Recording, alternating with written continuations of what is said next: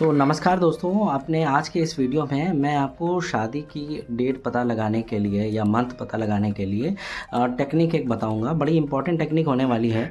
देखिए, आपको पता होगा जो शनि ग्रह है या सैटर्न प्लैनेट है, इसको डेस्टिनी भी मानते हैं, इसको समय भी डिनोट करता है। तो आपकी लाइफ में जो मेजर इवेंट होते हैं वो शनि ग्रह लाता है। एक तो बड़ा ग्रह है और 2.5 साल एक ही राशि में रहता है, तो इसका इम्पैक्ट बहुत ज़्यादा होता है। ठीक है, इसके अलावा जुपिटर का भी रोल होता है इवेंट कराने में।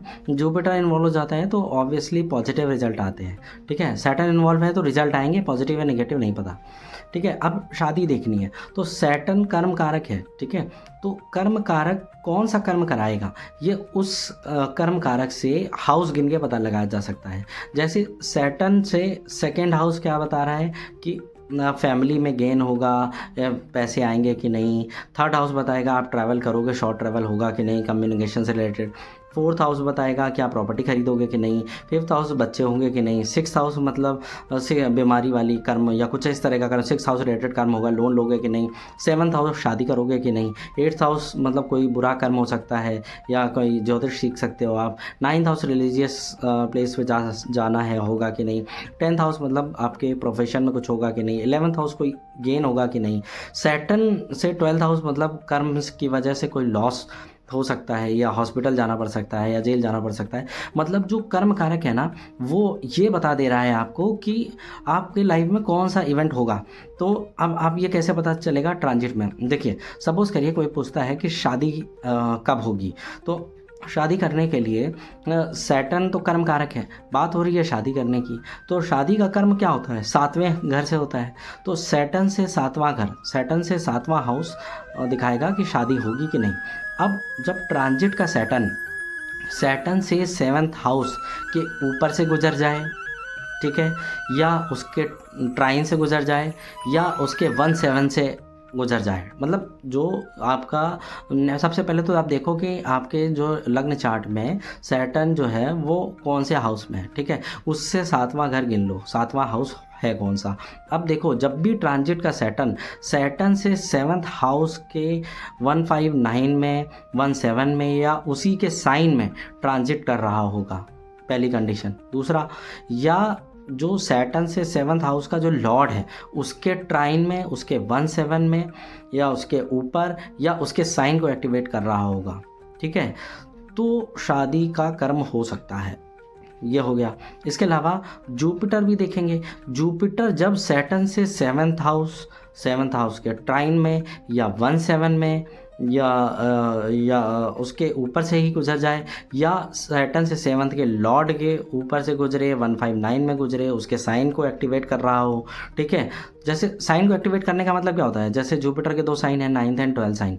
तो अगर 9th साइन एक्टिवेट हो रहा है तो 12th भी एक्टिवेट हो जाता है अपने आप। तो इस तरह की बात हो रही है। ठीक है, तो अगर सैटर्न एंड जुपिटर सैटर्न से 7th हाउस या 7th लॉर्ड को एक्टिवेट कर रहे हैं, एक्टिवेट करने के तरीके मैंने आपको टोटल बता दिए। या ऊपर से गुजर जाए, या 17 से आमने सामने हो जाए, या 159 या 59 में हो जाए, या सेम साइन से को एक्टिवेट कर रहा हो। तो इससे सैटर्न और जुपिटर एक्टिवेट कर दिए तो शादी होगी। अब लड़के की शादी की बात की जाए तो वीनस प्लैनेट भी देखेंगे। वीनस कारक भी देखा जाता है ना, कारक से और प्रूव हो जाता है, स्ट्रांग हो जाता है। कारक क्या है, शुक्र, लड़कों की शादी के लिए। तो शुक्र से 7वां भी वही चीज़ बताता है। तो जब भी सैटर्न का ट्रांजिट वीनस या वीनस से 7th हाउस या 7th के लॉर्ड, फिर वही बात आ जाती है हर चीज़ की। तो वीनस या वीनस से 7th हाउस, अब मोटा मोटा देखो, या वीनस और वीनस से 7th हाउस के ट्रांजिट के ऊपर हो, या उसके 159 में हो, या उसके साइन को एक्टिवेट कर रहा हो, तो लड़के की शादी होगी। ठीक है, तो 3 चीज़ें हो गई लड़के की शादी के लिए, सैटर्न का ट्रांजिट, जुपिटर का ट्रांजिट, और इन्हीं दोनों का ट्रांजिट, दोनों का, सैटर्न जुपिटर दोनों का ट्रांजिट वीनस या वीनस से 7th हाउस या 7th लॉर्ड कि ट्राइन में 17 में या साइन को एक्टिवेट कर रहा हो, इस तरह से हो जाए। मतलब शादी कराने की जितनी भी चीज़ें हैं इनको दो भारी प्लैनेट एक्टिवेट कर रहे हो, सैटर्न और जुपिटर। यही लड़कियों की शादी की बात आई तो सैटर्न जो है, सैटर्न से 7th हाउस के सामने हो या उसके ऊपर से ही जा रहा हो ट्रांजिट का सैटर्न, और या उसके 159 में हो, या सैटर्न से 7th के लॉर्ड के ऊपर हो, या उसके 17 में हो, या 159 में हो, या सेम साइन को एक्टिवेट कर रहा हो। ठीक है, तो सैटर्न ने एक्टिवेट किया लड़कियों के लिए सैटर्न से 7th, जुपिटर भी यही काम कर रहा हो। ठीक है, सैटर्न से 7th को, जुपिटर से 7th नहीं, सैटर्न से 7th। कर्म कौन सा हो रहा है? शादी का। तो सब कुछ कर्म कारक के पर्सपेक्टिव में देखेंगे तो सैटर्न से 7th हो गया।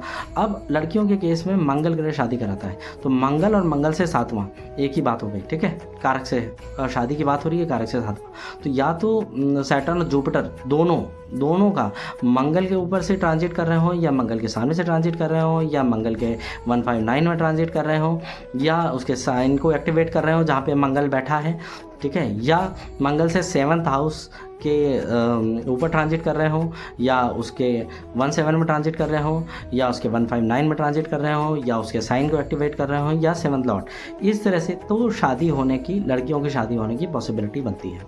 तो ये चीज़ दोस्तों आप अपने चार्ट में देख के बताइए और ये बताइए कि ये कहाँ तक एक्यूरेट बैठता है। मैंने बहुत सारे चार्ट देखे हैं, उनमें ये सही बैठता है। So thank you everyone.